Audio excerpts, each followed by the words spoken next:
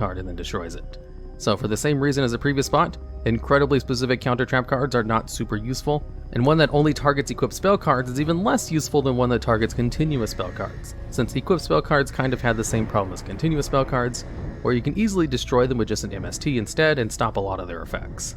And at number 1, we have Dice Try. This is a counter trap card which works on any spell, trap, or monster effect, as long as it has an effect that requires a dice roll, in which case it gets to negate the activation and destroy that card. Now, cards that have an effect with a dice roll do not see competitive play, and there's not a lot of good cards in the game that even use dice rolls. There have been a couple throughout the history of the game, like the banned trap card Sixth Sense, or even Snipe Hunter, although it's been a long time since Snipe Hunter has seen competitive play, and you wouldn't really want to use Dice Try in order to negate Sixth Sense even if it was unbanned. Mainly because you could just use anything else that negates more than just one incredibly specific type of card, like a Solemn Judgment for example, that you wouldn't really want to use something like Dice Try unless you know you're playing against a dice-focused deck and maybe a more casual play environment, or maybe in the future if they release a super competitive deck with a whole bunch of dice rolls. So if you know someone who really loves their dice rolls, then you have the perfect card to counter everything they have. Otherwise, you're better with anything else. Alright, and that's the list. If there's any other worse counter trap cards that should have appeared in this video that I may have missed, I'd love to hear about them down in the comments, as well as ideas for future videos just like this one.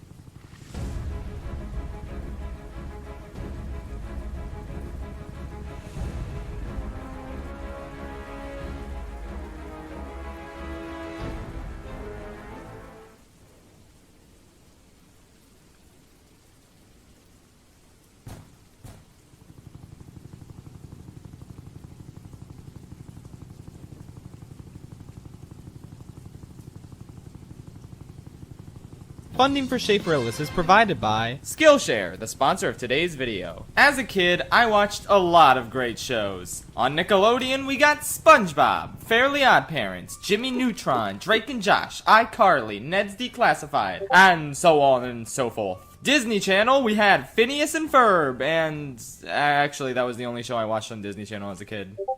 But then there's Cartoon Network, the gold standard during the early 2000s. I may have started out as a Nickelodeon baby, but once I started watching Cartoon Network, that's when I truly became a connoisseur of children's media. So much greatness. We had Foster's Home for Imaginary Friends, Camp Lazlo, Flapjack, Total Drama, Adventure Time, Regular Show, Star Wars, The fucking Clone Wars. Wait, did I say the gold standard during the early 2000s? I meant to say, the mid to late 2000s.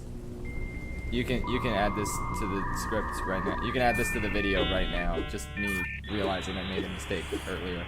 Anyway, Star Wars The fucking Clone Wars. Just so much variety on this incredible channel. Of course, looking back on it, the one Cartoon Network show that I still think about a ton to this day, the one that left the biggest impact on my life going into adulthood, is without a doubt The Clone Wars. I mean, it's really f***ing obvious. Patrick and I are doing a retrospective of the whole show, and it's the jumping off point for every Star Wars project currently being made. But you know what? Clone Wars shouldn't even count. It's its own separate entity. No, the true Cartoon Network original from the late 2000s that made me into the person I am today is Chowder. Chowder. Thanks to streaming services like HBO Max, I've been able to revisit a lot of shows from my childhood, and while most of them surprisingly still hold up pretty well, very few got me as excited to revisit each episode quite like Chowder. As the saying goes, this show is like a box of chocolates. You never know what fucking insane nonsensical shit is gonna pop out when you watch an episode, and I love this show for that. I love this show so much that when I recently started playing Final Fantasy VII for the first time ever, I just named my protagonists after the Chowder characters, and I have never been more satisfied with a decision in my life. For the uninitiated, Chowder is a show about Chowder, a young bear, cat, rabbit thing, this show itself isn't quite sure, who serves as an apprentice chef to Mung Daal, perhaps the greatest character ever created for anything ever. Most episodes revolve around Mung cooking some sort of weird dish, only for things to go wrong due to Chowder's ferocious appetite or scatterbrained nature. There's also other characters, like the tough rock monster Schnitzel that works for Mung and only ever says Rada,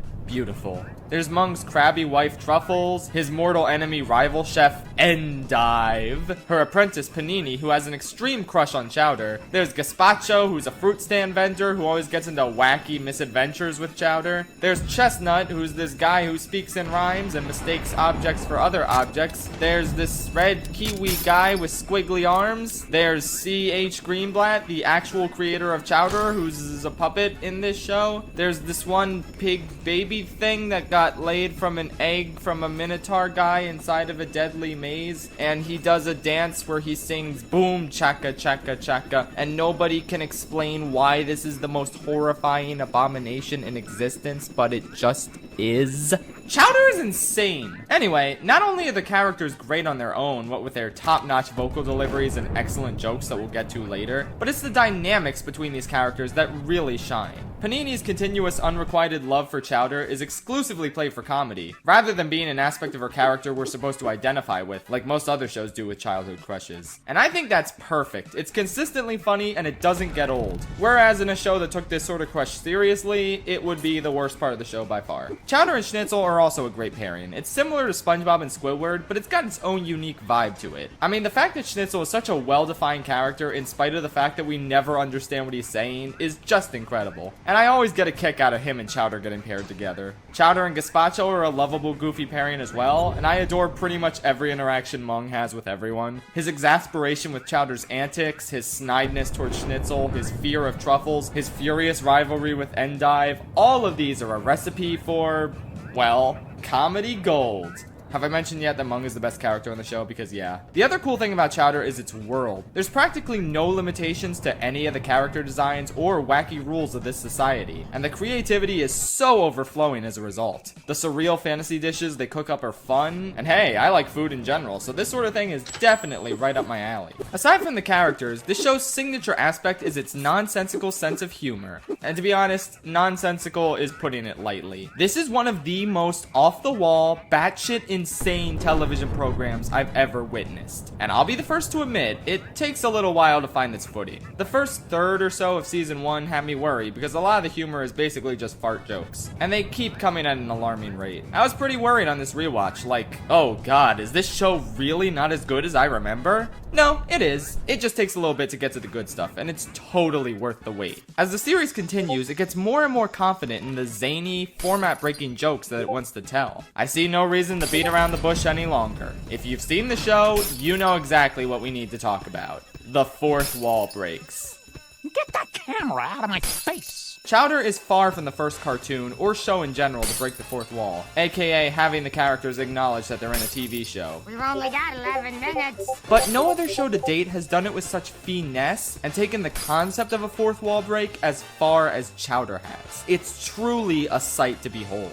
It starts off simple, with cute little moments like the characters pointing out the Cartoon Network logo and how it refuses to come off no matter how many times they scrub it. You know, the kind of fourth wall break you'd expect. But everything goes off the rails in the best possible way in the episode Brain Grub. In this episode, Mung is worried that Chowder's too much of a scatterbrain to keep helping in the kitchen, so he bakes him some brain grub to increase his IQ. Chowder, being the lovable scamp that he is, eats too much of the brain food and becomes too intelligent, questioning everything around him to the point where, well, I'm just gonna let the show do its thing. There's a reason why we're all weirdos who make strange food. We're in a cartoon. Cartoon? Yes. So Chowder uses his brain power to transform the show into a boring cooking talk show, where he ruins the lives of the other characters and, as Mung points out, makes the viewer cry. I mean, he's not wrong, I was indeed crying. Of laughter. Chowder then fixes this by breaking the TV so that they have no show anymore. Beautiful, 10 out of 10 masterpiece. One of the best episodes in cartoon history, to be honest. Any other show would kill to have a fourth wall break as amazing as that. And the best part? That's not even the greatest and most iconic fourth wall break from this show. No money means no animation! What are we gonna do? We've got to save the show. But where are we gonna get the money to pay for it?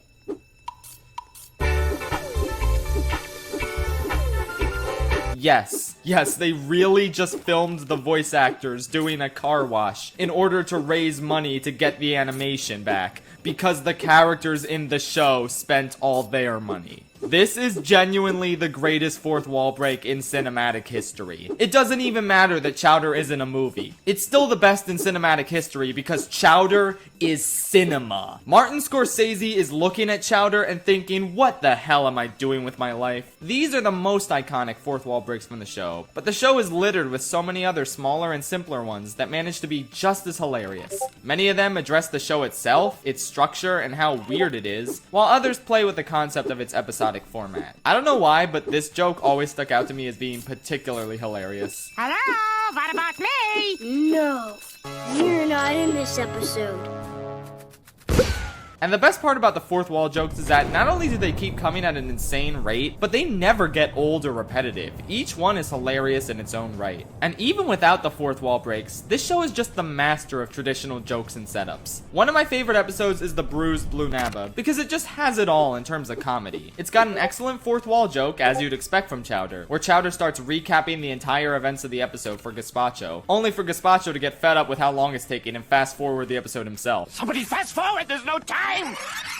So that's great. There's a ton of other standout one-off jokes here and there as well, but I mainly adore the absurdity of the brick jokes in this episode. At one point, Chowder attempts to vanish into thin air in order to hide from Panini, but Mung tells him it won't work because women can smell fear. Then the joke comes back later when Gazpacho attempts to disappear, and Chowder relays the same information Mung told him. It's golden. Then there's this other part where Chowder is swinging his arms back and forth to prove a point, and he gets stuck doing the motion, only for Schnitzel to come in and fix it. That's a cute, funny moment, and it makes sense because this is the kitchen, and Schnitzel works in the kitchen. There is logic to this event happening. But then later on, Panini is rocking her head back and forth, and she gets stuck the same way, only for Schnitzel to show up again and fix it. This joke is so good because the second instance of it happening removes the aforementioned logic from the scenario. Schnitzel and Panini barely know each other, and there's no reason for Schnitzel to be in this marketplace right now. But the fact that he shows up to do this for a character he barely knows, as if it's just a regular thing for him, escalates the absurdity so perfectly. This show is a master of escalating absurdity, in case you couldn't already tell. Speaking of which, I'm not even going to spoil how this episode's conflict is resolved. It's honestly too hilarious of a reveal. The whole Schnitzel and Panini joke also plays into the concept of nonsense humor very well. I talked about nonsense humor back in my Emperor's New Groove video way back when, but basically, I consider nonsense humor to be when a joke is absolutely hysterical,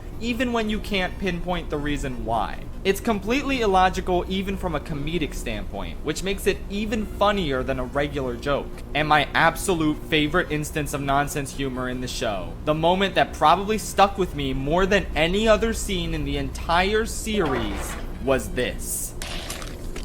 What is that? What the f*** is that?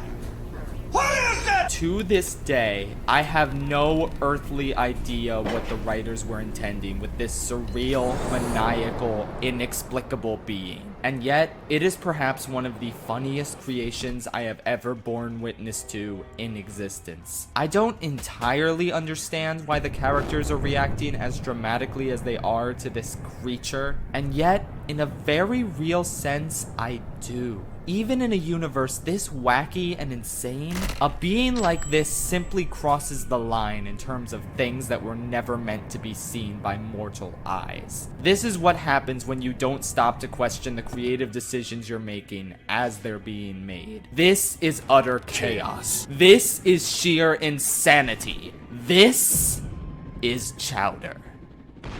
This thing shows off another super unique aspect of Chowder, which is the sheer number of different types of animation it blends together. The show frequently has gags or entire scenes done with stop motion animation, CG, live action, and puppets. God, I love these puppets. Most of these are used for comedic effect, and they add so much spice and flair to the proceedings. This is honestly one of the most visually creative cartoons I've ever seen, thanks in no small part to the sheer variety of mediums the show utilizes. On top of that, the show has the super cool and iconic effect for the backgrounds of the characters' clothes. Even when the characters are moving, the backgrounds on them stay firmly in place, which makes for a really cool and distinct visual style. I love the fact that none of these touches were necessary, and most cartoons cartoons don't bother with these sort of things. Chowder was already going to be one of the funniest cartoons ever based on its writing alone. It really didn't need to have all these different animation styles and elements of visual flair in order to stand out. But the fact that it went the extra mile and included these elements is just incredible. It's a show that thrives on its attention to detail and delivers something unlike anything else in the realm of cartoons. There really is nothing quite like Chowder out there. Plenty of shows have absurd humor and unique animation that combines a variety of formats together, but very few of them take things to the same extremes as Chowder. It's a show where everything just came together so perfectly, from the writing to the vocal performances to the animation.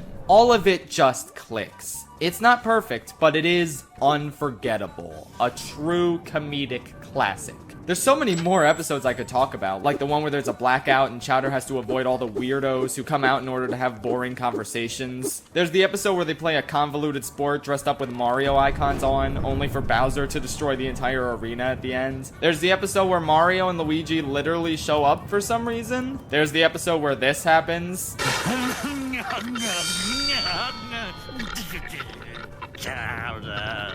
There's the Kanishmas episode, the holiday special, which might be my favorite in the series because it's wholesome as well as hilarious. It even got the reanimated treatment recently, and that video is so good, you should watch it. And there's like a dozen more episodes that I could talk about. Honestly, on my most recent rewatch of the show, every time I thought I had seen each amazing joke the show had to offer, even more from my childhood that completely slipped my mind kept coming. This show is easily worth a watch whether you grew up with it or not, and I'm so glad it exists. I feel like it shaped my sense of humor growing up more than anything else I watched. And it was the only show growing up that I felt was on par with SpongeBob in terms of its comedy. Hell, it might have even been funnier. And it makes sense because Chowder's creator C.H. Greenblatt was a writer and storyboarder on SpongeBob. But yeah, imagine that episode of SpongeBob with the real gorilla, but the entire show is like that. And you basically got Chowder. I can't think of any higher praise than that. Anyway, I've gone on about it long enough. Chowder's on HBO Max in its entirety, and you should, without a doubt, check it out. It is masterpiece. Now, I bet you're wondering how you can become as prestigious and amazing of a chef as Mung Daal. Well, don't you worry, there's an easy way to become as skilled as he is. You can use Skillshare. Skillshare is an online learning community with thousands of inspiring classes for